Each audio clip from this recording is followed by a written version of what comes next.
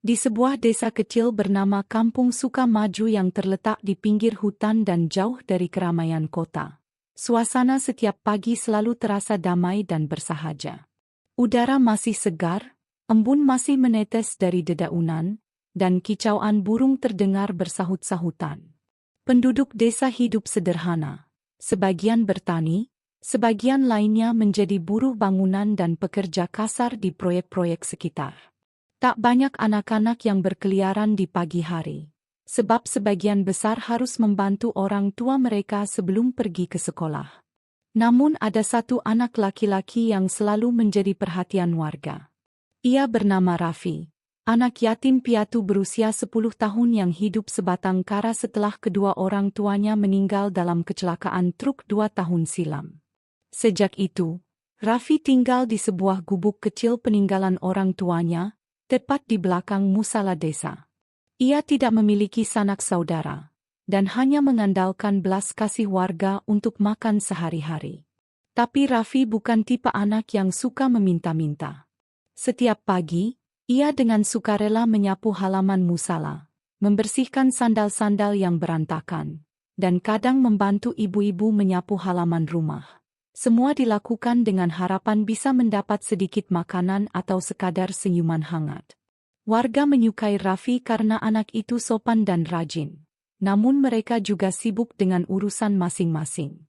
Tidak ada yang benar-benar bisa mengurus Raffi secara penuh.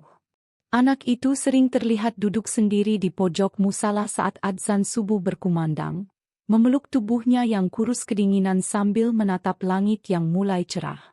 Pakaian yang ia kenakan sudah lusuh, sobek di beberapa bagian, dan hanya 2 setel itulah yang ia miliki.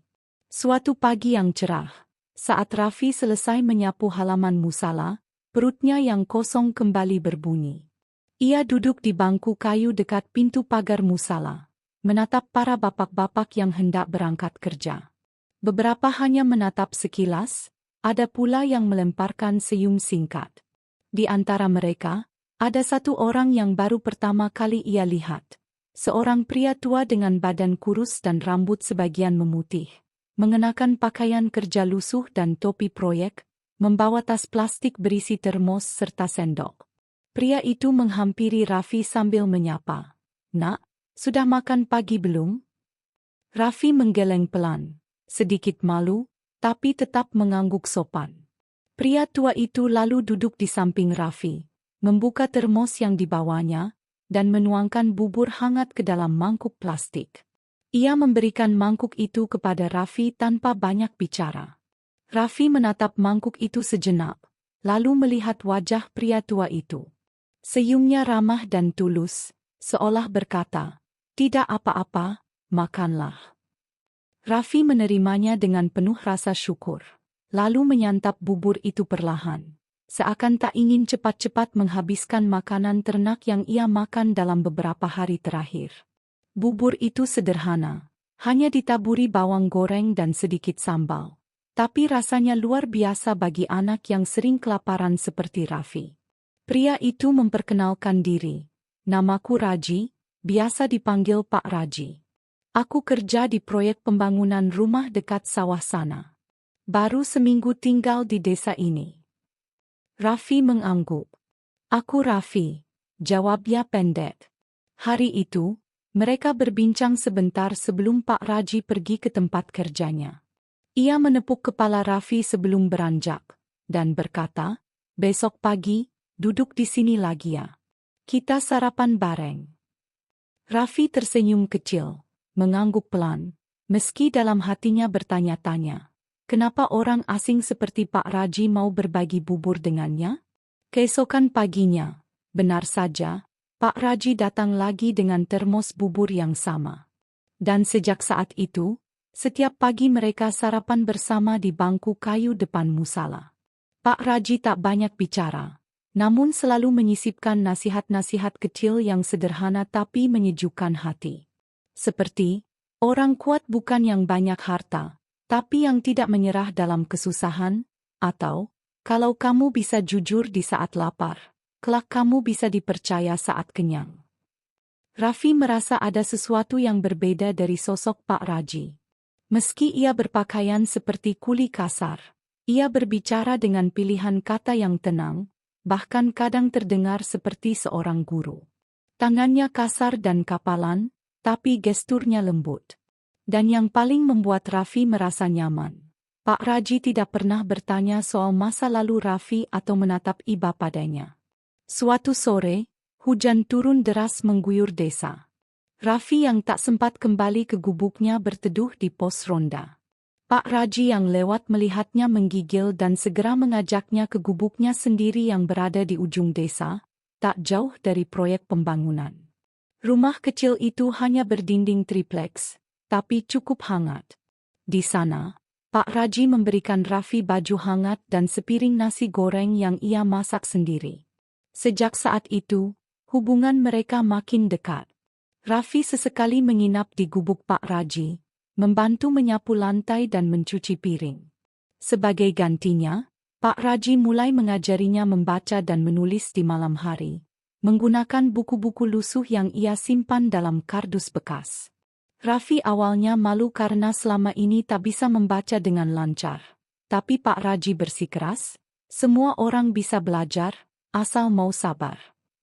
Hari-hari pun berlalu dalam ketenangan dan rutinitas sederhana itu. Raffi merasa hidupnya mulai berubah. Ia tak lagi merasa kesepian seperti dulu.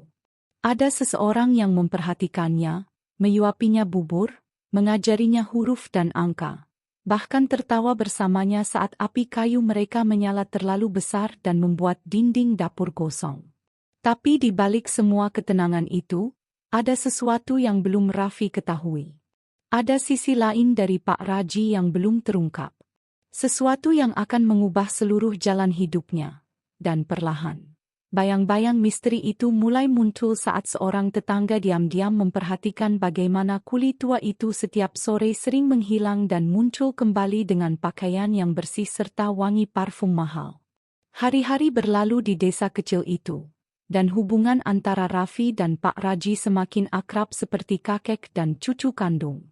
Setiap pagi setelah adzan subuh berkumandang, Raffi akan bangun lebih awal dari biasanya untuk membersihkan halaman musala, menyiram tanaman tetangga, dan membantu siapa saja yang membutuhkan tenaganya. Walau masih kecil, Raffi dikenal sebagai anak yang tak banyak bicara namun pekerja keras. Dan kehadiran Pak Raji perlahan mulai mengubah hari-harinya yang sepi menjadi lebih bermakna. Seperti pagi itu, saat matahari baru mengintip malu-malu dari balik perbukitan, Raffi mendapati Pak Raji sudah duduk di depan musala dengan 2 bungkus nasi uduk dan 2 gelas teh manis dalam kantung plastik yang masih mengepul. Bangun pagi itu berkah, Fi. Orang yang bangun pagi bisa melihat rezeki datang lebih awal, ujar Pak Raji sambil menyodorkan sebungkus nasi ke tangan mungil Raffi. Anak itu tersenyum lebar dan mengangguk penuh rasa terima kasih. Ia belum pernah punya rutinitas sarapan yang tetap, apalagi dengan lauk lengkap seperti ini. Hari-hari selanjutnya, kebersamaan mereka menjadi semakin rutin. Pak Raji mulai sering mengajak Raffi makan bersama dan kadang mengajaknya menginap di gubuk kecilnya yang terbuat dari papan bekas di ujung desa, dekat area proyek bangunan tempat Pak Raji bekerja. Meski gubuk itu tampak kumuh dari luar, di dalamnya bersih dan tertata rapi. Ada rak buku sederhana berisi buku-buku tua, dan di sudut ruangan terdapat meja kecil yang dipenuhi kertas, pensil, dan alat tulis lain. Ini tempat belajarku, dulu waktu aku belum tua seperti sekarang, ujar Pak Raji sambil terkekeh. Raffi yang sejak kecil tak pernah benar-benar mengenyam pendidikan formal, sangat tertarik dengan rak buku itu. Ia menyentuh sampul-sampul lusuh dengan rasa kagum, lalu mengangkat sebuah buku berjudul Matematika Dasar untuk Anak-anak. Pak Raji melihatnya dan tersenyum tipis, lalu menawarkan, "Mau belajar sama kakek?" Raffi mengangguk semangat, dan sejak hari itu, setiap malam sebelum tidur, Pak Raji mulai mengajarkan Raffi membaca huruf demi huruf, mengenal angka, dan berhitung perlahan. Raffi sangat cepat menangkap pelajaran, meski kadang terbata dan merasa malu. Namun Pak Raji tak pernah mengejeknya, justru selalu memberi semangat. belajar itu kayak bangun rumah. Satu bata demi satu bata. Yang penting kuat dan sabar. Kebersamaan mereka tak hanya diisi dengan belajar. Ketika waktu luang datang, terutama saat proyek bangunan libur, Pak Raji akan mengajak Raffi berjalan kaki ke sungai kecil di ujung desa untuk mencari barang bekas. Tapi mereka bukan memulung untuk dijual, melainkan mengumpulkan bahan-bahan yang bisa diolah menjadi kerajinan tangan. Botol plastik, kaleng bekas, kardus, semuanya disulap Pak Raji menjadi mainan, tempat pensil, hingga figura sederhana. Ia mengajari Raffi bagaimana menggunting dengan hati-hati, melipat dengan presisi, dan mengelem dengan bersih. Raffi sangat menikmati proses itu, bukan hanya karena ia mendapat pengalaman baru, tapi karena ia merasa seperti memiliki seorang kakek yang sesungguhnya. Namun, di balik semua kehangatan itu, ada sesuatu yang aneh tapi tak terlalu disadari oleh Raffi. Kadangkala, Pak Raji menghilang tanpa kabar. Biasanya ia bilang hendak membeli bahan bangunan atau menengok teman lama di kota. Tapi ada satu hal yang mulai mencuri perhatian Raffi. Setiap kali kembali dari kota, Pak Raji selalu membawa sesuatu yang tampak mahal, seperti kain sarung halus, buku baru dengan kertas tebal, atau bahkan ponsel jadul tapi masih berfungsi. Pernah suatu sore, Raffi yang sedang bermain di halaman melihat dari kejauhan sebuah mobil sedan hitam berhenti di jalan dekat proyek bangunan. Seorang pria tua turun mengenakan pakaian rapi, dan sekilas ia melihat wajah itu seperti Pak Raji, namun penampilannya sangat berbeda. Ia berdiri tegak dengan postur seperti pengusaha, berbicara dengan seseorang berseragam, lalu masuk ke dalam mobil dan pergi. Raffi menganggap hal itu sebagai khayalannya saja. Mungkin ia hanya salah lihat. Baginya, Pak Raji adalah seorang kuli bangunan biasa yang berhati emas. Tapi ketika peristiwa itu terulang beberapa kali, rasa penasaran dalam hati Raffi mulai tumbuh. Ia bertanya dalam hati, kenapa Pak Raji tidak pernah mengajakku ke kota? Kenapa dia tidak pernah cerita tentang hidupnya di luar desa? Tapi karena rasa hormat dan kasihnya pada Pak Raji, Raffi tak pernah mengungkit soal itu. Ia hanya terus menjalani hari-harinya dengan gembira, menganggap Pak Raji sebagai cahaya dalam hidupnya yang semula kelam. Mereka tetap membuat kerajinan bersama, belajar di malam hari, dan saling bercerita sebelum tidur di bawah lampu minyak kecil di gubuk mereka. Suasana damai itu begitu indah, membuat Raffi merasa bahwa dunia masih punya tempat untuk anak sepertinya. Namun di balik kehangatan itu, dunia diam-diam sedang menyiapkan kejutan besar yang akan mengubah hidup mereka selamanya. Hari-hari di desa itu terus berjalan dalam kedamaian. Raffi yang dahulu dikenal sebagai anak yatim pemalu dan jarang berbicara kini tumbuh menjadi anak yang lebih percaya diri, rajin, dan mulai menunjukkan kecerdasannya. Bersama Pak Raji, ia mulai membuat kerajinan dari bahan bekas yang dijual secara sederhana di pasar desa. Beberapa tetangga mulai kagum melihat karya-karya Raffi. Ada tempat pensil dari kaleng, miniatur rumah dari kardus, hingga hiasan gantung dari botol plastik bekas yang dicat warna-warni. Pak Raji, dengan sabarnya, mendampingi Raffi di setiap proses. Ia tak pernah membiarkan anak itu merasa rendah diri. Kita memang bukan siapa-siapa, Vi.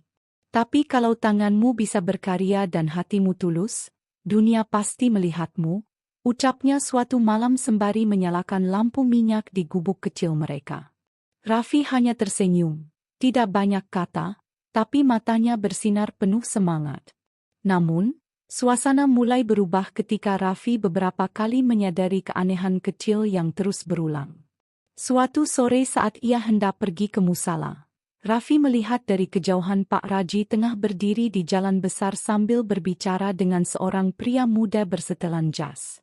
Lebih mencengangkan lagi, sebuah mobil sedan hitam mengilap terparkir di tepi jalan, dan Pak Raji, yang sehari-hari memakai pakaian kuli bangunan lusuh, tiba-tiba terlihat rapi dengan kemeja bersih, celana kain, dan sepatu kulit mengilap. Namun ketika menyadari keberadaan Raffi dari kejauhan, Pak Raji buru-buru kembali mengenakan jaket kumalnya dan menyembunyikan pakaian rapi itu di dalam tas. Raffi terpaku. Dalam hatinya berkecamuk rasa heran yang belum berani ia ungkapkan. Apa benar itu Pak Raji? Pikirnya. Namun senyuman hangat Pak Raji ketika pulang ke gubuk menghapus sedikit keraguan itu. Malam itu mereka tetap makan bersama dan belajar seperti biasa, seolah tak ada yang aneh. Namun bukan hanya Raffi yang mulai merasakan kejanggalan itu. Beberapa warga desa pun mulai memperhatikan bahwa Pak Raji kadang pergi tiba-tiba selama berjam-jam dan kembali dengan barang-barang yang terlalu mewah untuk ukuran seorang kuli bangunan. Pernah suatu kali, saat anak kepala desa sakit dan tidak mampu berobat ke kota, tiba-tiba datang seseorang yang membiayai seluruh pengobatan tanpa menyebutkan nama. Desas-desus pun beredar bahwa sosok dermawan itu adalah Pak Raji, karena sehari sebelumnya ia terlihat berangkat ke kota dengan menumpang mobil hitam misterius. Pak Raji itu aneh ya. Dibilangnya cuma kuli, tapi kok bisa sering ke kota? Kadang bajunya bersih banget, kayak bukan orang proyek, bisik seorang ibu-ibu pasar kepada temannya. Desas-desus itu makin ramai ketika seseorang dari luar kota mengaku melihat Pak Raji mengenakan jas mahal di sebuah restoran bintang 5 di pinggiran kota. Raffi, yang mendengar kabar-kabar itu dari obrolan warga, menjadi semakin bingung. Hatinya bertanya-tanya, siapa sebenarnya Pak Raji? Tapi setiap kali ia ingin menanyakannya langsung, mulutnya seolah terkunci oleh rasa takut kehilangan sosok yang telah memberinya kasih sayang selama ini. Puncaknya terjadi ketika Raffi dengan tidak sengaja mengikuti Pak Raji dari kejauhan. Saat itu, Pak Raji mengatakan akan pergi mencari kayu bekas di pinggiran kota. Tapi perasaan penasaran mendorong Raffi untuk mengikutinya diam-diam. Ia bersembunyi di balik semak-semak, mengikuti langkah kaki pria tua itu hingga ke pinggir kota, dan menyaksikan sendiri, dengan mata kepala sendiri, bagaimana Pak Raji masuk ke dalam sebuah rumah besar berarsitektur modern, berpagar besi tinggi, dengan penjaga di gerbang yang memberi hormat kepadanya.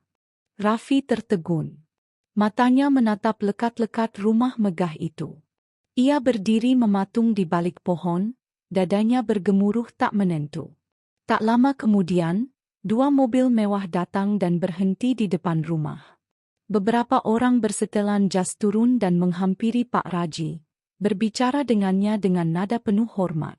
Salah satu dari mereka bahkan memanggilnya, Tuan Rajendra. Pertemuan akan dimulai 15 menit lagi. Jantung Raffi serasa berhenti berdetak. Tuan Rajendra? Siapa itu? Bukankah nama kuli tua itu Pak Raji? Apa ini hanya mimpi? Ia menutup mulutnya, berusaha menahan nafas agar tidak terdengar. Tubuhnya mulai gemetar, bukan karena dingin, tapi karena campuran rasa kaget, bingung, dan takut. Ia tidak tahu harus berbuat apa. Akhirnya ia memilih mundur pelan-pelan, kembali ke desa sambil menahan air mata yang tidak ia mengerti. Air mata kecewa atau air mata bingung. Malam itu Raffi tak bisa tidur. Pak Raji pulang seperti biasa, membawa sebungkus nasi dan mengajak Raffi makan malam. Tapi kali ini Raffi hanya menunduk dan makan tanpa suara. Ia mencoba menutupi perasaannya, tapi matanya yang sembab tak bisa berbohong. "Vi, kamu kenapa? Ada yang bikin sedih?" tanya Pak Raji dengan suara pelan. Raffi hanya menggeleng.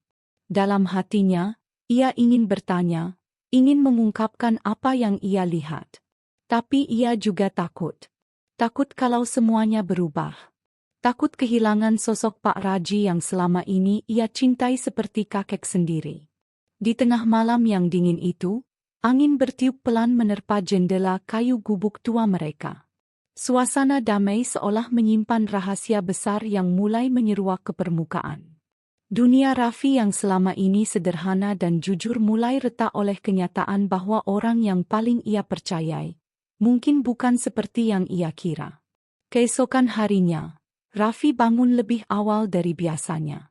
Ia duduk di depan gubuk, memandangi langit yang mulai memerah.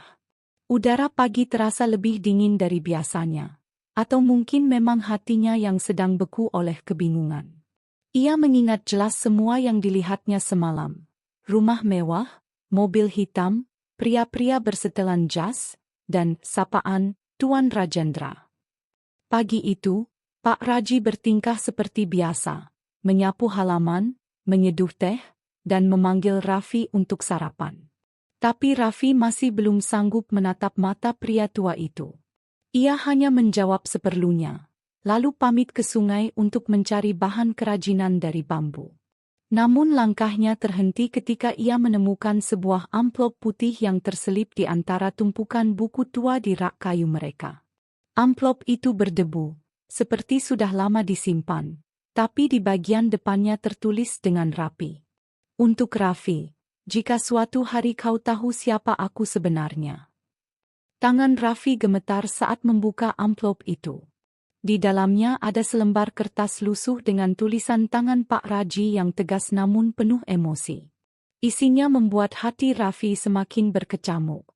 Raffi, anakku, jika kau membaca ini, berarti kau telah mengetahui sebagian dari siapa aku. Mungkin kau bingung. Mungkin kau marah. Tapi izinkan aku jelaskan sesuatu. Aku memang bukan kuli biasa. Aku adalah Rajendra Mahardika, mantan pengusaha besar yang dulu memilih meninggalkan semuanya, karena satu kesalahan besar. Aku pernah kehilangan keluarga, kehormatan, dan harga diri karena keserakahan dan kelalaianku. Saat semuanya hancur, aku memutuskan untuk meninggalkan dunia gemerlap itu dan hidup sebagai orang biasa. Aku ingin menebus dosa, bukan dengan kekayaan, tapi dengan ketulusan. Dan saat aku bertemu kamu, anak kecil yang menangis di kuburan orang tuanya, aku merasa Tuhan memberiku kesempatan kedua. Kau memberiku makna baru. Kau membuatku ingin hidup kembali. Maaf karena aku belum pernah jujur padamu. Tapi aku takut kau akan pergi jika tahu siapa aku sebenarnya. Aku tak punya banyak waktu. Dunia lama itu mulai mencariku lagi. Jika suatu hari aku tak kembali, pergilah ke rumah besar yang pernah kau lihat. Katakan pada mereka, kau adalah anak dari Rajendra Mahardika. Dan jika mereka tidak percaya, tunjukkan cincin yang ada di laci kayu sebelah kiri. Maafkan aku. Aku mencintaimu lebih dari apapun. Pak Raji, Rajendra Mahardika. Air mata Raffi tumpah tanpa bisa ditahan. Kertas itu kini basah oleh tangisnya.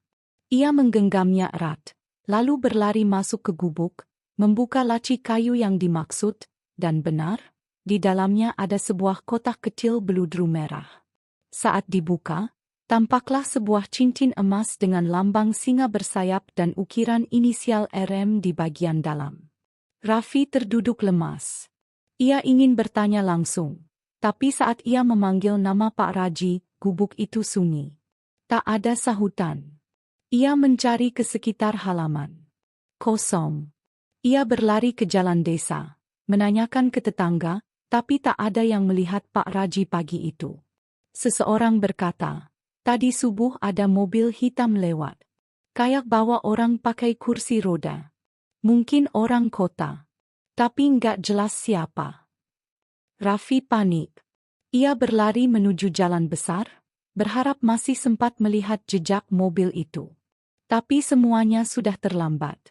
Yang tertinggal hanya debu di jalan, dan amplop yang kini terasa berat seperti beban ribuan rahasia. Pak Raji, kemana kau pergi? Kenapa di saat aku siap menerima kebenaran, kau malah menghilang? Raffi menggenggam cincin itu erat-erat. Ia menatap jauh ke arah kota yang samar terlihat dari kejauhan. Dalam hatinya tumbuh satu keyakinan baru, ia harus pergi ke sana. Ia harus mencari tahu semuanya. Tentang siapa Pak Raji sebenarnya. Tentang kenapa ia memilih hidup di desa, menyamar, dan menyembunyikan segalanya. Dan tentang apa yang terjadi pada orang-orang di masa lalunya. Langkah Raffi pun dimulai. Dari desa kecil yang sunyi, menuju dunia besar yang penuh rahasia dan kemungkinan. Ia bukan lagi anak kecil yang takut dan polos. Ia adalah Raffi, anak dari Rajendra Mahardika. Dan ia akan mencari kebenaran. Langit masih kelabu saat Raffi menaiki bus tua menuju kota. Di tangannya, ia genggam erat sebuah kantong kain kecil berisi surat Pak Raji dan cincin emas berlambang singa bersayap. Matanya kosong menatap keluar jendela, membayangkan ratusan kemungkinan. Apakah Pak Raji diculik? Atau justru dia sengaja meninggalkannya? Kenapa tidak berpamitan? Kenapa semua terasa seperti teka-teki yang rumit dan tak selesai? Bus berhenti di terminal kota. Hiruk-pikuk kota langsung menyambutnya. Klakson, teriakan pedagang, dan lalu lalang orang-orang berpakaian rapi. Raffi menatap sekeliling dengan canggung. Ia hanya seorang anak desa, tak membawa apa-apa selain harapan dan nama besar yang tiba-tiba terasa asing di mulutnya. Rajendra Mahardika. Ia mengambil napas dalam, lalu mengeluarkan sobekan kertas yang pernah diselipkan Pak Raji saat pertama kali mereka bertemu. Tertulis alamat yang dulu dianggap Raffi tidak penting. Kini, alamat itulah satu-satunya petunjuknya. Setelah bertanya dan berjalan kaki hampir 2 jam, sampailah ia di depan sebuah gerbang besar bertuliskan Rajendra Foundation, untuk dunia yang lebih manusiawi. Bangunan megah berdinding kaca itu tampak mencolok di tengah kota. Raffi berdiri gemetar. Ia melangkah ke pos satpam, mencoba bicara dengan suara yang tak meyakinkan. Aku mau bertemu Pak Rajendra, saya anaknya." Satpam menatapnya dari atas ke bawah, nyaris tertawa, lalu berkata dingin, "Bocah macam kamu? Anak Pak Rajendra? Jangan ngelawak pagi-pagi." Tapi saat Raffi mengeluarkan cincin itu dan menunjukkannya, ekspresi Satpam langsung berubah. Ia mengangkat telepon darurat, berbicara singkat, lalu mempersilakan Raffi masuk. Tak lama kemudian, Raffi diantar ke ruang tamu VIP berpendingin udara. Ia duduk di sofa empuk yang bahkan tak berani ia sentuh lama-lama. Ruangan itu dipenuhi foto-foto kegiatan sosial, panti asuhan, beasiswa, rumah singgah. Seorang wanita paruh baya berpakaian elegan masuk. Namanya Bu Karina, sekretaris pribadi Pak Rajendra. Tatapannya tajam tapi tak mengintimidasi. "Cincin itu hanya ada 2 di dunia ini. Dan kamu membawa yang satu. Kamu benar-benar Raffi." Raffi mengangguk pelan. Dengan suara serak, ia bertanya, "Apa? Pak Raji, maksud saya, Pak Rajendra ada di sini? Di rumah besar ini?" Bu Karina menunduk, air matanya menetes perlahan. Ia lalu menjawab lirih. Beberapa hari lalu beliau terkena serangan jantung. Saat ini sedang dirawat intensif di rumah sakit milik yayasan. Beliau menyebut namamu sebelum pingsan. Raffi berdiri gemetar, ingin langsung ke rumah sakit. Tapi sebelum itu, ia ingin tahu satu hal penting. Kenapa beliau menyamar jadi kuli bangunan? Kenapa tinggal di desa kami? Kenapa menyelamatkan saya? Bu Karina menatap jauh ke arah lukisan besar di dinding. Potret muda Rajendra bersama seorang wanita dan anak kecil yang sudah usang warnanya. Karena dulu, beliau kehilangan anaknya dalam sebuah kecelakaan. Anak itu seumur kamu sekarang. Sejak saat itu, beliau merasa dunia korporat ini kosong. Dia tinggalkan semuanya. Lalu, dia bertemu kamu. Dan sejak itulah, hidupnya kembali punya makna. Air mata Raffi kembali menetes. Semua menjadi masuk akal sekarang. Kehangatan yang dulu ia rasakan, perhatian tulus itu, pelajaran-pelajaran kecil yang ternyata bukan cuma ilmu dasar, tapi juga nilai hidup. Semua adalah warisan dari hati seorang ayah yang pernah kehilangan dan mencoba menebus luka dengan kasih sayang baru. Saat ia akan diajak ke rumah sakit, Bu Karina sempat berkata satu kalimat yang membuat Raffi tak bisa tidur malam itu. Pak Rajendra sempat berkata, jika dia tak bangun lagi, maka Raffi adalah satu-satunya orang yang berhak menentukan masa depan yayasan ini. Dan di dalam hati Raffi, bergejolak perasaan aneh, antara bahagia, takut, dan perasaan tak pantas yang menggumpal. Aku, anak yatim biasa, bakal mewarisi semua ini. Tapi sebelum jawabannya terbentuk, berita dari rumah sakit datang, dan semuanya akan berubah. Desa gempar setelah video Pak Raji beredar. Siapa sebenarnya sosok di balik kebaikan ini? Pagi itu, Desa Sukamulya seperti biasa diselimuti kabut tipis yang perlahan menguap ketika matahari mulai merayap naik dari balik perbukitan. Udara sejuk dan gemericik air irigasi yang mengalir di sela-sela sawah menghadirkan suasana yang begitu damai. Burung-burung pipit beterbangan di langit biru, dan suara ayam berkokok masih terdengar bersahut-sahutan dari sudut kampung. Di tengah ketenangan itulah, Raffi bangun dari tidurnya di gubuk bambu milik Pak Raji yang berada di pinggiran desa, dekat proyek bangunan kecil yang sudah lama terbengkalai. Bau kayu basah dan aroma seduhan kopi hitam milik Pak Raji menyambut pagi mereka. Seperti hari-hari sebelumnya, tanpa tanda-tanda ada sesuatu yang akan mengubah segalanya. Sejak tinggal bersama Pak Raji, hari-hari Raffi memang berubah menjadi lebih berwarna. Anak yatim piatu itu tak lagi kelaparan setiap hari atau tidur beratapkan langit di emperan musala. Pak Raji, meski hanya seorang kuli bangunan sederhana di mata masyarakat, memperlakukannya bak cucu kandung.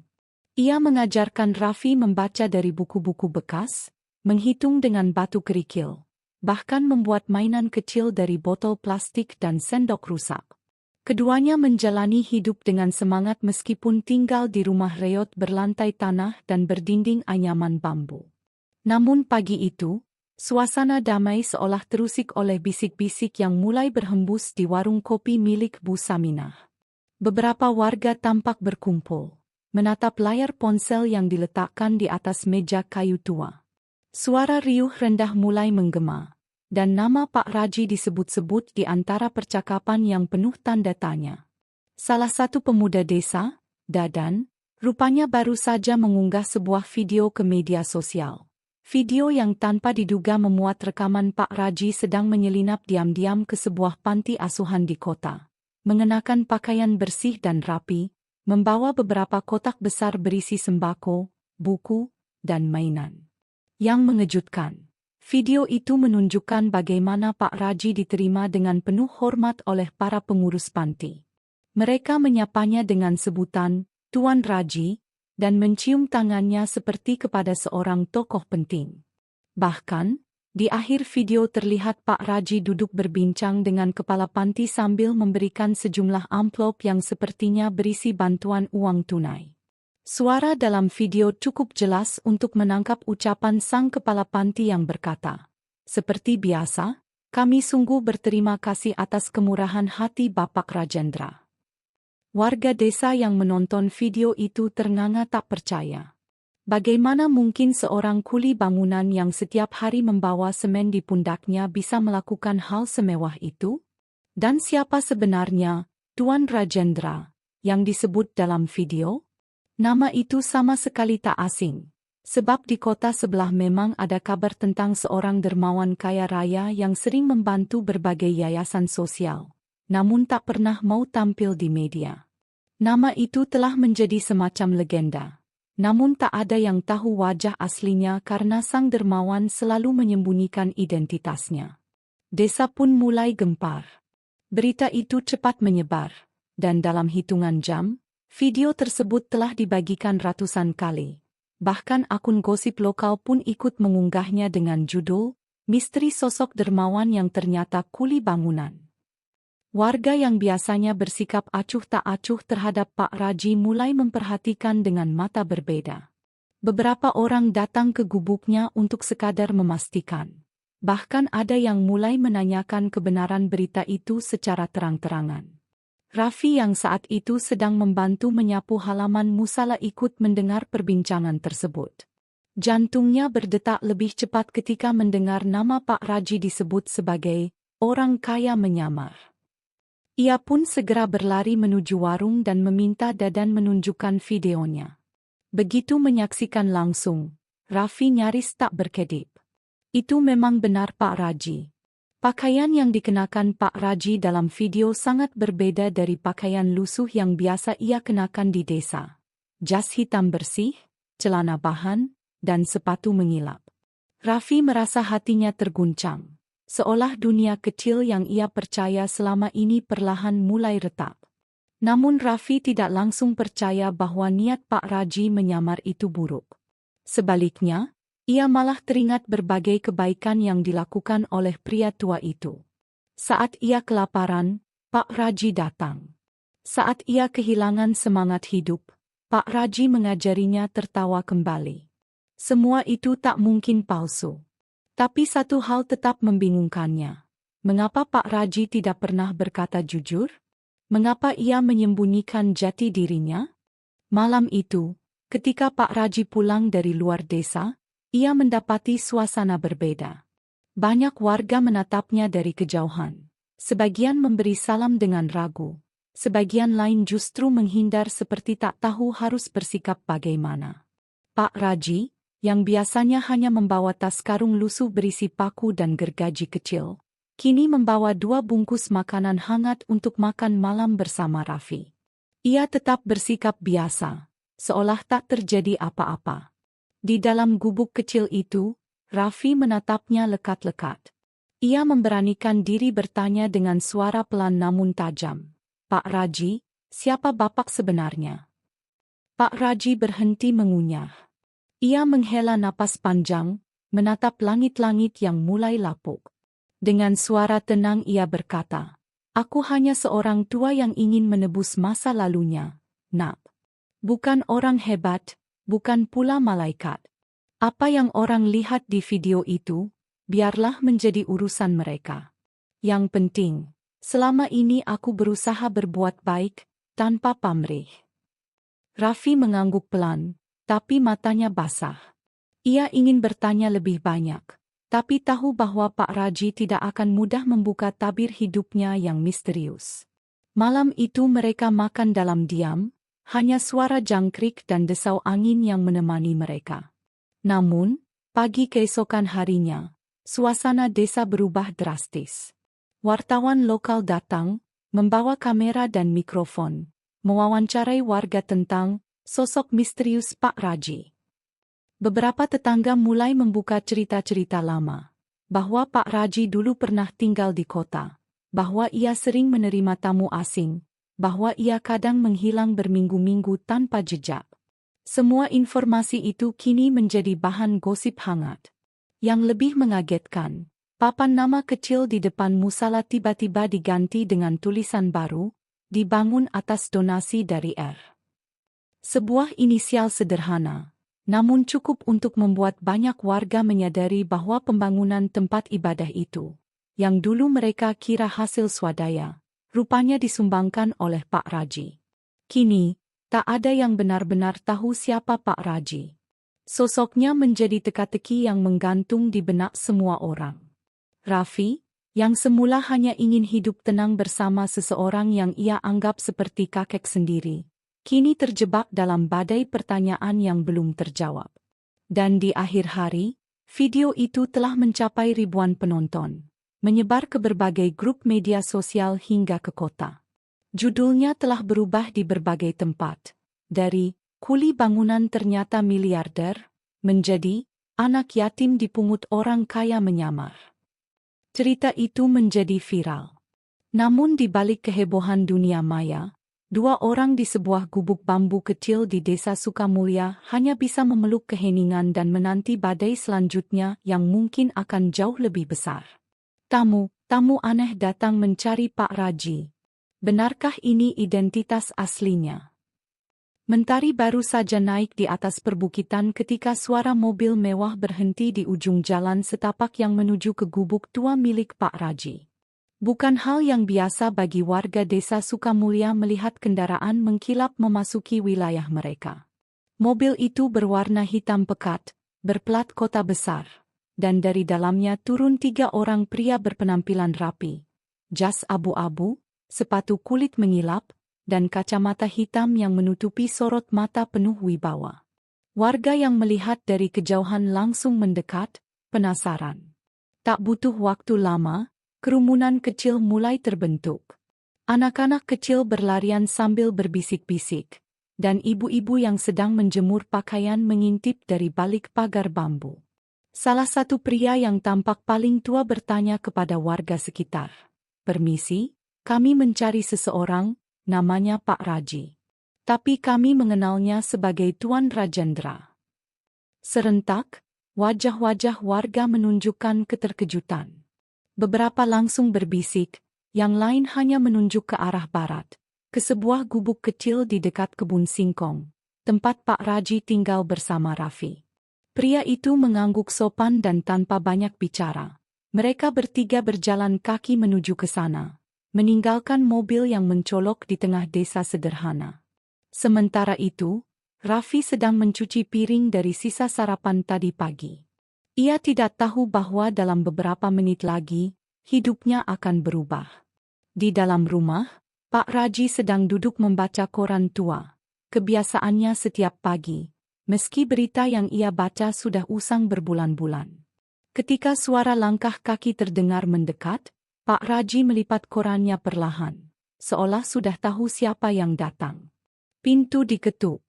"Assalamualaikum, Tuan Rajendra." Suara itu terdengar sopan, tapi penuh tekanan. Pak Raji tak langsung menjawab. Ia menarik napas dalam-dalam, lalu berdiri dengan pelan. Matanya yang biasanya teduh kini tampak sedikit gelap. Raffi yang mendengar panggilan itu ikut keluar, bingung. Ia melihat 3 orang asing berdiri di depan rumah mereka, masing-masing dengan aura berbeda dari orang desa pada umumnya. Salah satu dari mereka mengulurkan tangan. "Maaf telah datang tanpa pemberitahuan. Kami dari Yayasan Keluarga, dan kami diutus oleh Dewan Direksi untuk membicarakan masa depan Bapak." Raffi menatap Pak Raji, lalu menatap tamu-tamu itu. "Masa depan? Yayasan Keluarga? Apa maksud mereka?" Namun, yang mengejutkan, Pak Raji tak menjawab apa-apa. Ia hanya membuka pintu lebar-lebar, lalu mempersilakan mereka masuk. "Kalau kalian datang untuk membawaku kembali, maka jawabanku tetap sama seperti dulu." Pria yang dipanggil Tuan Arfan, paling senior dari ketiganya, tersenyum kecil. "Kami hanya ingin menyampaikan bahwa kondisi di pusat sedang tidak stabil, dan para pewaris sedang memperebutkan kendali. Nama Bapak disebut-sebut lagi. Jika Bapak tidak muncul dan menjelaskan bahwa Bapak menolak warisan itu, akan terjadi kekacauan." Raffi makin bingung. "Pewaris? Warisan? Kekacauan? Apa maksud semua ini?" Pak Raji menatap Raffi sekilas. "Maafkan kakek, nak.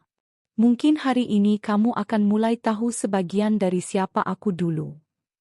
Pak Raji lalu berdiri tegak, menatap ketiga tamu itu. "Katakan pada mereka, aku sudah mati. Rajendra sudah mati sejak hari aku turun dari podium pelelangan terakhir dan memutuskan hidup sederhana. Apapun yang mereka perebutkan, itu bukan urusanku. Aku memilih jalan ini bukan karena terpaksa, tapi karena aku ingin hidup sebagai manusia biasa. Tidak ada korupsi, tidak ada topeng." Tamu-tamu itu saling bertatapan. Salah satunya mencoba membujuk, "Tapi, Pak, keluarga sedang dalam krisis. Tanpa kehadiran Bapak, kekayaan itu akan jatuh ke tangan yang salah. Mereka butuh suara Bapak." Pak Raji hanya menggeleng. "Aku sudah lelah hidup dikelilingi oleh orang-orang palsu yang hanya mencintaiku karena saldo rekeningku. Di sini, aku bertemu orang-orang jujur. Di sini, aku merasa menjadi manusia. Apapun yang terjadi di luar sana, aku tak akan kembali." Suasana menjadi tegang. Warga mulai mengerumuni gubuk Pak Raji dari luar, mendengar suara-suara asing yang keluar dari balik dinding bambu. Raffi menatap kakeknya. Ya, sejak saat itu ia sudah tak memanggilnya Pak Raji dalam hati, tapi kakek. Ia merasa bangga sekaligus bingung. Sosok yang selama ini ia anggap sebagai kuli biasa ternyata menyimpan sejarah hidup yang luar biasa. Namun sebelum tamu-tamu itu pergi, salah satu dari mereka menyodorkan amplop coklat kepada Raffi. Kalau Tuan tidak mau menerima, tolong simpan ini untuk anak ini. Di dalamnya ada dokumen penting. Mungkin suatu saat dia yang akan membuka pintu keluarga lagi. Pak Raji hendak menolak, tapi Raffi menatapnya dalam. Kita simpan saja dulu, Kek. Bukan untuk uangnya, tapi supaya suatu hari, kalau ada yang datang menuduh atau memfitnah, aku bisa tunjukkan siapa dirimu yang sebenarnya. Pak Raji terdiam sejenak, lalu mengangguk pelan. 3 tamu itu akhirnya pergi tanpa keberhasilan. Namun kepergian mereka justru menambah kehebohan desa. Banyak warga mulai mendatangi Pak Raji, tak sedikit yang menawarkan pindah ke rumah mereka. Bahkan ada yang ingin menjodohkan anak gadisnya. Dunia tiba-tiba berubah. Gubuk kecil itu kini seperti tempat ziarah warga yang ingin tahu lebih banyak tentang si miliarder yang menyamar. Namun di malam hari, ketika semua kembali sunyi dan hanya suara kodok dan jangkrik yang terdengar, Pak Raji berkata pada Raffi, mulai besok, mungkin kita harus pergi dari sini. Raffi kaget. Kenapa, Kek? Bukannya di sini kita sudah bahagia? Pak Raji menatap langit malam. Karena begitu identitasku terbongkar, maka hidup kita takkan pernah tenang. Aku ingin kamu tumbuh jadi orang biasa yang jujur, bukan hidup di balik bayang-bayang kekayaanku. Raffi menggenggam tangan Pak Raji erat. Kemanapun kakek pergi, aku ikut. Dan di kejauhan, kamera tersembunyi dari salah satu warga ternyata masih merekam. Rekaman itu akan menjadi awal dari sesuatu yang lebih besar. Viralnya identitas Rajendra di seluruh negeri. Pagi itu terasa damai seperti biasa. Burung-burung masih bersiul di antara pepohonan, dan embun pagi masih menempel di dedaunan di sekitar musala desa. Raffi menyapu halaman sambil sesekali menatap langit yang mulai membiru. Di sampingnya, Pak Raji tengah duduk di bawah pohon nangka tua, menyeruput teh hangat dari cangkir email yang sudah mulai memudar warnanya. Seolah tak ada yang aneh. Seolah semua tetap seperti kemarin, seperti minggu lalu, seperti bulan lalu, sederhana dan tenang. Namun, di balik ketenangan itu, ada rasa gelisah yang perlahan tumbuh dalam dada Raffi. Bukan karena ia tak bersyukur. Bukan pula karena ia menginginkan lebih dari kehidupannya yang sederhana bersama Pak Raji. Tapi sejak video viral itu beredar, menunjukkan Pak Raji tengah memberi santunan dalam diam kepada panti asuhan dan kaum miskin di kota. Pertanyaan demi pertanyaan berkecamuk di benaknya. Siapa sebenarnya Pak Raji? Kenapa seorang kuli bangunan bisa begitu dermawan? Dan lebih dari itu, kenapa saat ditanya, Pak Raji selalu menghindar dengan senyuman yang mengandung misteri?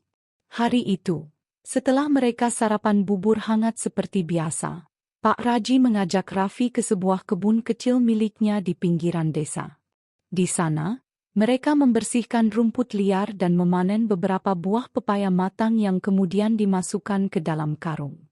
Raffi yang kini sudah jauh lebih kuat dan cekatan, memanggul karung itu tanpa keluhan sedikit pun.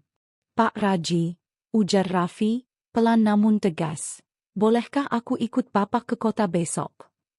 Pak Raji berhenti sejenak dari memotong dahan kering, menoleh, dan menatap Raffi lama. Tatapan itu tidak menghakimi, tidak pula curiga. Lebih seperti, seolah ia sudah tahu pertanyaan itu akan datang. Kenapa ingin ikut ke kota? Tanya Pak Raji, suaranya tenang. Aku cuma ingin tahu lebih banyak tentang Bapak, jawab Raffi jujur. Aku nggak akan ganggu. Aku hanya penasaran. Pak Raji tersenyum samar, lalu mengangguk pelan. Baiklah. Besok pagi, kita berangkat. Tapi janji, kamu hanya melihat. Jangan banyak bertanya dulu. Malam itu, Raffi sulit tidur. Perasaan gugup dan penasaran bercampur aduk dalam pikirannya. Ia bertanya-tanya, apa yang akan ia lihat esok hari? Apa yang sebenarnya disembunyikan oleh lelaki tua sederhana itu? Pagi pun datang. Setelah salat subuh berjamaah di musala, Pak Raji dan Raffi menaiki mobil pick-up tua milik seorang teman. Namun begitu sampai di pinggir kota, mobil itu berhenti di sebuah rumah makan sederhana. Di sanalah, sebuah mobil hitam mewah sudah menunggu. Pak Raji turun dari mobil pick-up, lalu masuk ke dalam mobil hitam itu setelah berganti pakaian dengan setelan rapi dari koper kecil yang entah sejak kapan sudah berada di bagasi. Raffi tertegun. Lelaki tua yang selama ini dilihatnya hanya mengenakan kaos lusuh dan celana belel, kini berubah menjadi sosok yang sangat berbeda. Jas rapi, sepatu mengilap, dan jam tangan mahal yang bahkan Raffi tidak berani menaksir harganya. Mobil hitam itu melaju mulus membelah jalanan kota hingga berhenti di depan sebuah gedung tinggi bergaya modern. Dengan plakat besar bertuliskan, Rajendra Foundation and Group Holdings. Petugas keamanan membungkuk memberi hormat saat Pak Raji turun dari mobil. Para pegawai berdasi yang sedang berdiri di lobi langsung membuka jalan. Raffi hanya bisa terpaku, merasa seperti masuk ke dunia yang benar-benar asing. Sesampainya di lantai 15, mereka disambut seorang wanita paruh baya berpakaian elegan. "Selamat pagi, Tuan Rajendra," sapanya sopan. "Pagi, Bu Lira. Ini Raffi, anak asuh saya," jawab Pak Raji singkat. Raffi hanya membungkuk sedikit, merasa canggung. Ia menyadari semua mata memandangnya heran. Mungkin bertanya dalam hati siapa bocah berpakaian kumal itu yang bisa berdiri di samping sang bos besar. Hari itu, Raffi menyaksikan sesuatu yang tak pernah ia bayangkan. Ia duduk di ruang rapat besar, melihat Pak Raji memimpin pertemuan bisnis dengan penuh wibawa. Ia mendengar bagaimana para direksi menyebut nama Tuan Rajendra dengan nada penuh hormat. Ia juga melihat ruangan pribadi Pak Raji yang megah, dengan foto-foto besar di dinding yang memperlihatkan Pak Raji sedang memotong pita peresmian gedung, memberikan beasiswa, hingga duduk di sebelah tokoh-tokoh penting. Saat mereka pulang sore itu, Raffi tak bisa menahan diri lagi. "Pak, kenapa Bapak menyamar jadi kuli bangunan di desa?" Pak Raji tersenyum, lalu menarik napas dalam. "Kau tahu, Raffi, hidup ini kadang harus dijalani mundur untuk bisa melihat siapa yang tetap setia berdiri di sampingmu saat kamu tak punya apa-apa. Aku lelah dikelilingi orang yang hanya menghormatiku karena harta. Aku ingin tahu siapa yang benar-benar punya hati." Ia melirik Raffi dengan tatapan lembut. "Kamu adalah satu dari sedikit anak yang tetap menyapa, tetap menghormatiku, bahkan sebelum kamu tahu siapa aku sebenarnya." Raffi menunduk. Suaranya gemetar. "Saya bukan siapa-siapa, Pak. Saya cuma anak yatim yang Bapak tolong." Pak Raji meletakkan tangannya di pundak Raffi. "Justru karena itu. Kamu tahu rasanya lapar. Kamu tahu rasanya ditinggal. Tapi kamu tidak jadi keras. Kamu tidak jadi egois. Kamu malah tetap mau menolong orang lain. Itu kekayaan yang tidak bisa dibeli." Malam itu, untuk pertama kalinya, Pak Raji membawa Raffi menginap di rumahnya yang sebenarnya. Sebuah rumah megah bergaya klasik yang dikelilingi taman luas dan kolam ikan koi yang gemerlap di bawah cahaya lampu taman. Di dalam, pelayan rumah menyambut mereka dengan sopan. Namun Pak Raji langsung berkata bahwa malam ini, mereka tidak butuh layanan. "Raffi akan tidur di kamar tamu dekat kamar saya. Tolong siapkan saja selimut dan air hangat," ujarnya. Raffi merasa canggung. Ia bahkan tak berani duduk di sofa empuk itu terlalu lama. Tapi Pak Raji terus memperlakukannya seperti biasa. Hangat, sederhana. Seolah tak ada tembok antara bos besar dan bocah miskin itu. Sebelum tidur, Pak Raji menunjukkan satu ruang khusus di rumah itu. Sebuah ruangan kecil dengan rak-rak penuh berkas dan foto-foto dokumentasi kegiatan sosial.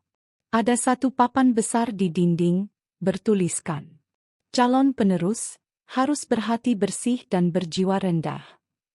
Di bawahnya, ada puluhan nama, dan sebagian besar dicoret. Tapi ada satu nama yang kini dilingkari garis merah, Raffi. Keesokan harinya, di desa, kabar tentang siapa sebenarnya Pak Raji mulai menyebar. Beberapa warga kaget, beberapa tak percaya, tapi sebagian besar terdiam. Teringat akan kebaikan-kebaikan kecil yang pernah mereka terima tanpa tahu siapa yang memberi. Namun, di antara kekaguman itu, mulai muncul suara-suara lain. "Kenapa harus anak yatim itu yang dipilih?" bisik beberapa orang. "Kenapa bukan anak pejabat desa atau guru senior yang lebih pantas?" Dan tanpa disadari Raffi maupun Pak Raji, kabar itu juga sampai ke telinga seseorang yang selama ini menanti kesempatan untuk merebut warisan. Guntur, saudara tiri Pak Raji yang selama ini tinggal di luar negeri, tamak, licik, dan sudah lama menaruh dendam pada keputusan sang kakak. Sudah seminggu berlalu sejak Raffi mengetahui siapa sebenarnya Pak Raji. Hidupnya berubah drastis. Dari bocah yatim piatu yang dulu dipandang sebelah mata, kini ia dihormati banyak orang, bahkan oleh pejabat desa dan tokoh-tokoh penting kota. Tapi semua itu tidak membuat Raffi besar kepala. Ia tetap bangun subuh untuk salat berjamaah, tetap rajin membersihkan musala, dan tetap rendah hati seperti dulu. Pak Raji sendiri semakin sering membawanya ke pertemuan-pertemuan penting. Kadang Raffi hanya duduk di sudut ruangan, memperhatikan, mencatat diam-diam. Kadang ia ikut bertanya, bahkan memberi saran kecil, yang justru membuat beberapa direktur senior diam termenung. Tapi di balik semua itu, awan gelap mulai menggantung. Tak ada yang menyadari bahwa seseorang dari masa lalu Pak Raji telah kembali ke Indonesia. Guntur, adik tirinya yang selama ini tinggal di luar negeri, kini datang membawa dendam lama dan rencana besar. Di sebuah kantor hukum mewah di Jakarta, Guntur duduk dengan ekspresi dingin. Ia membuka dokumen wasiat lama milik orang tua mereka. Wasiat yang dulu ditolak Guntur karena merasa tak adil. Tapi kini, ia melihat ada celah. Kalau si tua itu menyerahkan semua saham dan properti pada bocah miskin itu, kita bisa gugat, serunya pada pengacaranya. Pengacara itu menggeleng pelan. "Secara hukum, sulit, Tuan Guntur. Pak Rajendra masih hidup. Ia punya hak penuh atas aset-asetnya. Dan anak yatim itu sudah hampir sah menjadi ahli waris karena sudah diangkat secara hukum sebagai anak asuh." Guntur mengepalkan tinju. Matanya menyala penuh kebencian. Kalau begitu, buat dia gagal. Hancurkan reputasinya.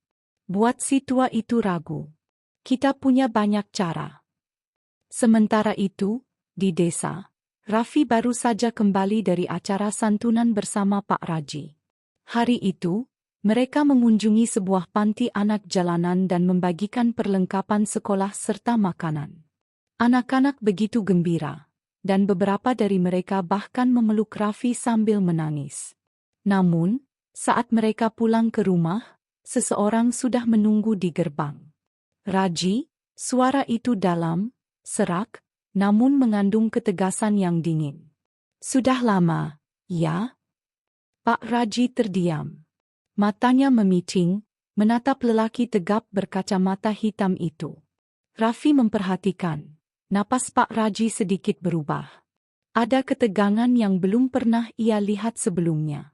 "Guntur," balas Pak Raji pelan. "Ah, jadi kamu masih ingat. Aku kira kamu sudah lupakan adik tirimu sendiri. Apalagi setelah kau buang aku dari perusahaan kita dulu. Bukan aku yang membuangmu. Kamu yang memilih jalanmu sendiri, menipu investor, mencuri dana yayasan, dan aku menanggung semua akibatnya," tegas Pak Raji. Guntur tertawa pelan. "Ah ya, soal masa lalu. Tapi sekarang, aku di sini untuk satu hal, hakku. Aku tahu kau mau serahkan semua pada bocah ini. Ia melirik Raffi dengan tatapan sinis. Anak jalanan yang entah dari mana, tiba-tiba jadi calon pewaris Rajendra Group. Raffi menunduk. Ia bisa merasakan aura gelap yang memancar dari pria itu. Dia lebih layak dari siapapun yang pernah kukenal, jawab Pak Raji tegas. Dia punya hati yang bersih. Dan dia tidak pernah menuntut apapun. Guntur mendekat, berbisik nyaring. Kalau kamu tetap pilih bocah ini, jangan salahkan aku kalau aku bongkar semua masa lalumu ke publik. Termasuk, tentang siapa kamu dulu sebelum kau jadi dermawan besar. Pak Raji menatap tajam. Silakan. Aku tidak takut. Aku sudah menebus semua kesalahanku. Dan aku tidak hidup untuk pencitraan. Tapi kalau kau menyentuh anak ini, suara Pak Raji berubah dingin. Aku tidak akan diam. Guntur menyeringai dan berbalik pergi. Tapi sebelum menaiki mobilnya, ia menoleh ke Raffi. Ingat, bocah. Dunia ini tidak adil untuk orang sepertimu. Jangan terlalu nyaman di atas singgasana, karena singgasana itu bisa hancur sewaktu-waktu. Beberapa hari kemudian, fitnah mulai menyebar. Media sosial heboh karena sebuah akun anonim mengunggah foto-foto Raffi yang disunting seolah-olah sedang menerima uang haram. Diberi narasi bahwa bocah itu hanya dimanfaatkan untuk pencitraan, bahwa dia adalah anak dari seorang kriminal. Ada pula berita bahwa yayasan Pak Raji sebenarnya korup, dan uang santunan hanyalah kamuflase. Warga mulai resah. Di desa, beberapa orang yang dulu memuji, kini mulai bergunjing. Bahkan guru SD tempat Raffi dulu sekolah sempat berkata lirih, jangan-jangan benar ya, anak itu cuma alat. Raffi sedih, tapi ia tetap diam. Ia ingat pesan Pak Raji, kita tak bisa mengatur mulut orang, tapi kita bisa mengatur sikap kita. Namun tekanan itu makin menjadi. Di sekolah barunya, beberapa teman mulai menjauh. Beberapa bahkan berani mencemooh. "Cie, anak pungut. Numpang kaya ya," ucap salah satu siswa saat di kantin. Raffi hanya menunduk, menahan amarah. Ia memilih pergi tanpa berkata apapun. Di rumah, Pak Raji tak tinggal diam. Ia memanggil pengacara dan menyelidiki sumber fitnah itu. Tak butuh waktu lama, mereka menemukan satu nama di balik akun anonim itu. Seorang mantan karyawan yang dulu dipecat karena korupsi, dan ternyata kini bekerja untuk Guntur. Namun sebelum mereka sempat melakukan tindakan hukum, terjadi sesuatu yang mengguncang segalanya. Malam itu, saat Raffi sedang tidur di kamarnya, rumah mewah Pak Raji dilempari bom Molotov. Api membesar di garasi. Alarm berbunyi keras. Para penjaga rumah panik. Pak Raji berlari ke kamar Raffi, menyeretnya keluar tepat sebelum api menjilat jendela. Semua penghuni selamat, tapi mobil-mobil mewah dan sebagian ruangan rusak berat. Polisi datang. Wartawan menyerbu. Dan dunia akhirnya tahu, ada orang yang berusaha melenyapkan Raffi. Pasca kejadian pembakaran rumah, Raffi dan Pak Raji sementara tinggal di rumah peristirahatan mereka di kaki bukit. Rumah itu sederhana, tidak seperti rumah utama mereka yang luas dan mewah. Tapi disinilah mereka merasa lebih aman dan lebih damai, meski tekanan dari luar belum juga mereda. Setiap malam, Raffi tidak bisa tidur dengan tenang. Bukan karena trauma, tapi karena ia mulai merasa bersalah. Kehidupan Pak Raji yang tadinya tenang, kini selalu dalam bahaya. Dan semua itu seolah bermula sejak ia hadir. Namun, pada suatu pagi, Raffi terbangun dan menemukan sebuah map coklat di depan pintu kamarnya. Di dalamnya, ada data lengkap tentang Guntur, latar belakang, aset tersembunyi, hingga aktivitas-aktivitas mencurigakan di luar negeri. Ia membawanya ke Pak Raji. Dan Pak Raji hanya tersenyum tipis sambil berkata, "Sudah saatnya aku balas berdiri. Bukan dengan amarah, tapi dengan kebenaran." Hari itu, Pak Raji mengadakan pertemuan rahasia dengan tim hukumnya. Ia membawa data itu dan menyerahkan semuanya. Saya tidak mau menjebloskan dia ke penjara karena balas dendam, kata Pak Raji. Tapi jika dia membahayakan hidup orang lain, maka hukum harus bertindak. Tim hukum mengangguk. Tapi mereka juga memperingatkan bahwa Guntur bukan orang sembarangan. Ia punya koneksi. Ia punya jaringan. Dan yang paling berbahaya, ia punya dana tak terbatas untuk membayar siapapun. Di sisi lain, Guntur sedang bersiap melakukan serangan pamungkas. Ia telah menyuap beberapa pejabat daerah, dan bahkan berhasil menyusupkan orang dalam keperusahaan milik Pak Raji. Tujuannya jelas, menjatuhkan citra Raji dari dalam. Ia juga mulai menyebar isu bahwa Raffi hanyalah anak dari kriminal buronan yang dulu melarikan diri dari kota. Ia bahkan memalsukan akta kelahiran dan menyebarkannya ke media. Tapi sayangnya, semua itu tidak berjalan mulus. Karena Raffi, diam-diam sudah berubah. Anak itu kini belajar hukum, bisnis, dan bahkan strategi krisis media dari tim Pak Raji. Ia menyimak, mencatat, dan perlahan mulai bicara. Ia ikut dalam rapat, ikut membongkar celah kebohongan media. Dan, satu hal lagi, ia punya ide gila. Bagaimana kalau kita tidak melawan dia dengan cara yang biasa? Tapi dengan cara yang membuat dia membuka topengnya sendiri, kata Raffi serius. Pak Raji dan para penasihat menoleh padanya. Kita undang dia secara terbuka. Di depan semua media. Di acara amal besar, kita pancing dia.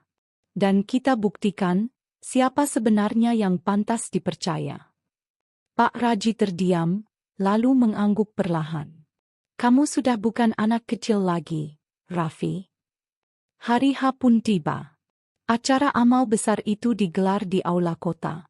Disiarkan langsung oleh beberapa media nasional. Raffi dan Pak Raji berdiri di depan ribuan tamu undangan, menyampaikan pidato tentang pentingnya kejujuran, kesetiaan, dan keberanian melindungi yang benar. Dan tiba-tiba, berhenti pura-pura suci, suara lantang itu menggema dari pintu masuk aula. Semua mata menoleh. Guntur berdiri di sana, membawa setumpuk dokumen. Aku punya bukti bahwa semua ini hanya pencitraan. Dan anak itu, katanya sambil menunjuk Raffi, adalah penipu. Suasana gaduh. Kamera menyorot wajah Raffi. Tapi dengan tenang, Raffi mengambil mic. Silakan, Pak. Tunjukkan bukti Anda. Guntur menyerahkan berkas ke moderator. Tapi tak lama kemudian, wajah moderator berubah pucat. Ini palsu, katanya lirih. Stempel ini tidak sah. Dan nomor dokumen ini tidak terdaftar di catatan sipil. Guntur mulai gelisah. Lalu, muncul seorang pria tua dari belakang panggung. Ia adalah mantan pejabat tinggi di kementerian yang dulu bekerja dengan keluarga Raji. Bukti asli ada di tangan saya, kata pria itu. Raffi bukan anak kriminal. Ia anak dari sahabat lama saya yang meninggal saat menyelamatkan warga saat banjir bandang. Ia adalah anak dari seorang pahlawan.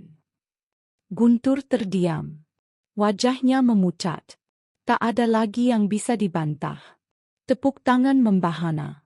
Kamera menyorot Raffi yang tersenyum haru. Langit pagi itu cerah.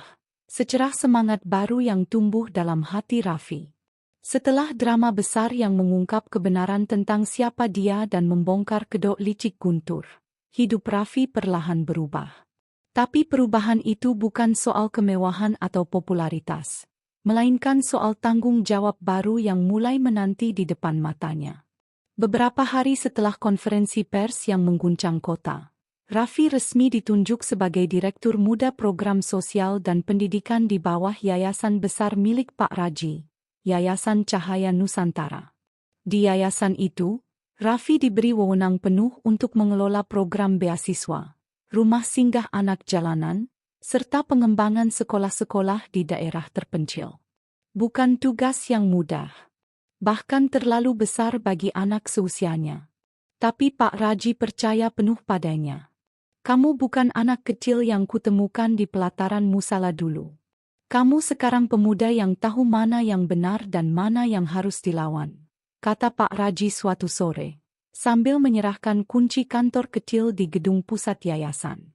Raffi menatap kunci itu. Tangannya bergetar. Ia masih merasa dirinya hanyalah anak kampung yang dulu tak punya apa-apa.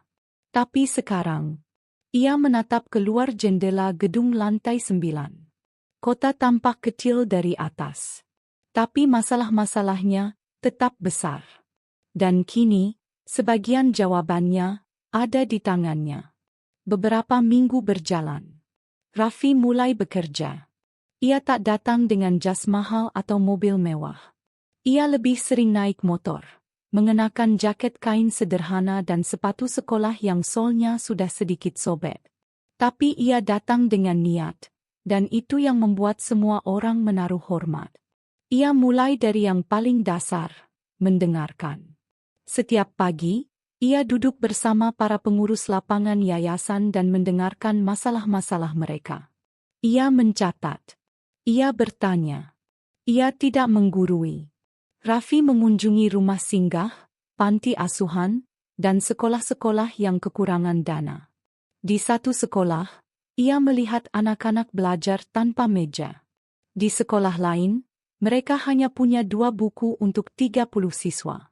Air mata Raffi jatuh tanpa bisa ditahan. Saya dulu seperti mereka, bahkan mungkin lebih buruk, katanya lirih. Sejak hari itu, Raffi memutuskan mengganti seluruh program yayasan.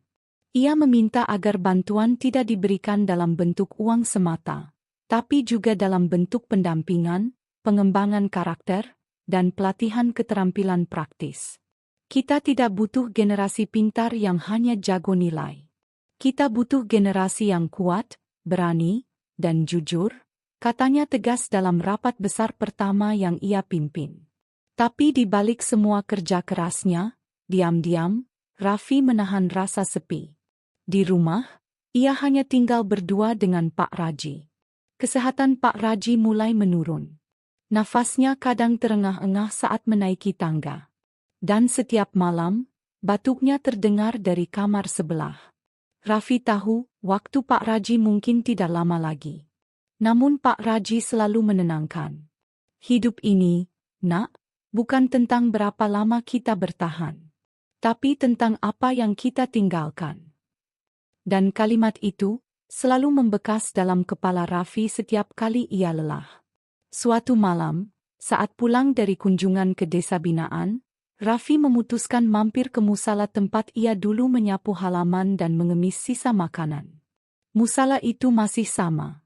Tapi ia tak disangka-sangka disambut oleh Pak Rahmat, marbot tua yang dulu sering memberinya air minum. Raffi, kata Pak Rahmat dengan mata berkaca-kaca. Raffi menunduk dan mencium tangan lelaki tua itu. Saya nggak lupa, Pak. Disinilah saya dulu menangis setiap malam. Pak Rahmat memeluknya. Mereka berdua menangis lama. Dan malam itu, Raffi bertekad untuk mendirikan sekolah gratis di samping musala itu. Tempat ia pertama kali belajar tentang ketabahan. Namun di saat Raffi sedang tumbuh menjadi pemimpin yang dikagumi dan dicintai, ancaman diam-diam mulai muncul kembali. Ada pihak-pihak yang tidak senang dengan eksistensi yayasan yang makin kuat, terutama karena banyak program sosialnya memotong jalur korupsi di pemerintahan daerah. Beberapa program bantuan mulai dihambat. Donasi mulai dipersulit. Media mulai menerima bisikan gelap yang meragukan latar belakang Raffi kembali. Seseorang dari masa lalu guntur tampaknya masih menyimpan dendam. Dan malam itu, Raffi menerima sebuah surat misterius. Isinya hanya satu kalimat. Kamu tidak akan bisa menyelamatkan semuanya, bocah jalanan. Tapi Raffi tak gentar. Ia menatap surat itu, lalu membakarnya. Selama aku masih bernapas, akan kubuktikan bahwa orang kecil bisa membawa perubahan besar. Waktu berjalan cepat. Dalam setahun, Nama Raffi bukan hanya dikenal sebagai anak jalanan yang sukses, tapi juga ikon perubahan sosial. Program-program yayasan yang ia pimpin telah menyentuh ribuan jiwa. Rumah-rumah singgah tumbuh. Sekolah-sekolah di pelosok mulai mendapat fasilitas. Banyak anak yatim dan duafa kini bisa bermimpi lagi. Namun di balik cahaya perubahan itu, bayang-bayang kesedihan mulai mendekat. Kesehatan Pak Raji makin melemah. Tubuhnya semakin kurus. Ia tak lagi bisa berdiri lama. Setiap pagi, hanya bisa duduk di kursi tua menghadap jendela, menatap langit sembari mendengar suara anak-anak yang kini bermain di halaman rumahnya. Yang dulu sunyi, kini penuh tawa. Sampai suatu pagi yang tenang, Raffi mendengar suara Pak Raji memanggil pelan dari kamarnya. "Nak, sini sebentar." Raffi mendekat. Ia langsung duduk di samping tempat tidur, menggenggam tangan orang yang telah menjadi ayah, guru, sekaligus penyelamat hidupnya. "Pak, jangan banyak bicara dulu. Istirahat aja." Tapi Pak Raji hanya tersenyum. Nafasnya berat, tapi sorot matanya tajam dan hangat. "Raffi, aku bukan orang hebat. Aku hanya kuli bangunan yang pernah lelah jadi kaya." Raffi menggigit bibirnya. Air matanya mengalir. Ia tahu ini adalah percakapan terakhir mereka. "Dulu, aku punya segalanya. Rumah, perusahaan, kendaraan, kekuasaan. Tapi yang gak aku punya adalah kedamaian. Sampai aku melihat kamu, anak kecil kotor yang tetap sholat, tetap bersyukur meski kelaparan. Di situ, aku tahu, kekayaan sejati itu bukan apa yang kita miliki, tapi apa yang kita berikan." Pak Raji menggenggam tangan Raffi lebih erat. "Lanjutkan semua ini, Nak. Tapi jangan sekadar bantu orang, ajari mereka untuk bangkit." Tangis Raffi pecah. "Aku janji, Pak. Aku janji." Beberapa detik kemudian, tangan Pak Raji melemas. Ia telah pergi. Dalam damai. Dalam senyum. Dalam pelukan anak yang dulu ia pungut dari pelataran musala. Beberapa bulan kemudian, pemakaman Pak Raji dihadiri ribuan orang dari berbagai penjuru. Bukan karena ia orang kaya, tapi karena ia adalah orang baik. Tukang becak, guru, anak-anak yatim, sopir angkot, bahkan pejabat hadir semua. Banyak dari mereka menangis karena kehilangan seseorang yang tak pernah lelah memberi. Dan di atas pusaranya yang sederhana, Raffi berdiri, dengan jas abu-abu lusuh dan peci putih peninggalan Pak Raji di kepalanya. Beliau bukan miliarder, tapi hartanya adalah kebaikan yang terus mengalir sampai hari ini. Dan saya, bukan anak kandung beliau, tapi saya anak dari cinta dan kepedulian beliau. Seketika seluruh pelayat menunduk. Hening. Hanya terdengar suara angin dan isak tangis. Beberapa tahun kemudian, Raffi tidak menjadi pejabat. Tidak pula menjadi pengusaha. Tapi ia membangun sekolah gratis yang kini tersebar di 17 provinsi. Ia mendirikan program pertanian rakyat di desa-desa. Ia membina anak-anak jalanan menjadi guru, pengrajin, dan pendakwah. Ia tetap tinggal di rumah kecil yang dulu dihuni Pak Raji, bersama istri dan 2 anak angkatnya. Nama, Yayasan Cahaya Nusantara, kini dikenal dunia. Dan di ruang tamu rumahnya, ada satu foto yang selalu tergantung di dinding. Seorang kuli bangunan tua sedang memeluk bocah kecil yang lusuh tapi tersenyum. Di bawah foto itu, tertulis kalimat, "Kadang, orang terhebat datang dari tempat paling sederhana dan menciptakan cahaya di tempat paling gelap."